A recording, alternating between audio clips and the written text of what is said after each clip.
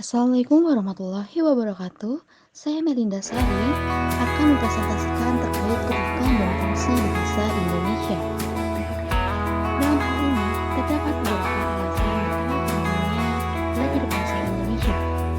Tidak hanya sebagai usaha agar mahir atau cakap berbahasa Indonesia, akan tetapi beberapa hal ini bisa menjadi perhatian. Nah, pada materi ini kita membahas terkait kedudukan dan fungsi bahasa Indonesia. Kedudukan bahasa Indonesia ini merupakan bahasa nasional. Yang dimaksud adalah bahasa Indonesia ini digunakan dalam berkomunikasi antar daerah, suku, di tingkat nasional. Sebagai bahasa negara, bahasa Indonesia wajib diketahui dalam berbagai kepentingan atau keperluan yang berhubungan dengan negara dan pemerintah. Nah, untuk fungsinya sendiri, bahasa Indonesia menjadi identitas dan kebanggaan bangsa. Nah, di mana ini merupakan alat pengantar bahasa pendidikan yang wajib digunakan dalam bidang pendidikan. Selain itu juga Indonesia memiliki fungsi sebagai pemersatu bangsa dan pengembangan kebudayaan daerah. Selain itu, kita akan mengingat bahasa Indonesia berakar dari bahasa daerah sehingga hubungan antara bahasa Indonesia dan bahasa daerah itu merupakan sangat erat.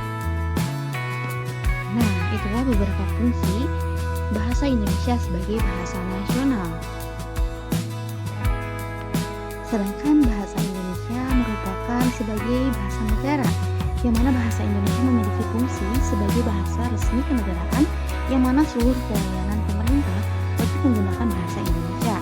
Nah, selain itu, bahasa Indonesia ini juga merupakan sebuah alat pengantar dalam bidang pendidikan dan menjadi bahasa wajib, yang mana meskipun kita mempelajari bahasa asing dalam kelas, kita harus menggunakan pengantar bahasa Indonesia.